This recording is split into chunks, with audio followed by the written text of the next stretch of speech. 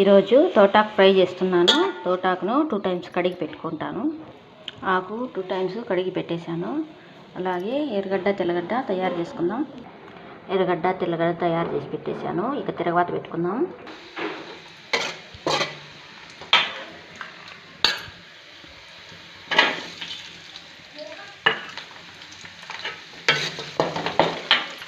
Oil వేసి ఎర్రగడ్డ తెల్లగడ్డ ఎర్రగా వేయించుకున్నాను. ఇందులోకి పసుపు అలాగే ఉప్పు వేస్తున్నాను.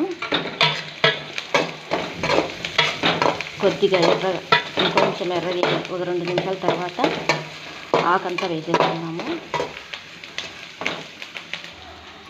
ఆకు కడిగి ఒట్టిగా నీళ్లు లేకుండా పెట్టాను. 2 సార్లు కడిగేసి ఎర్రగడ్డలు ఎర్రగైనాయి కదా, ఆకు పెట్టేస్తున్నాను. ఆకుని ఒక 2 నిమిషాలు మూత పెట్టుకు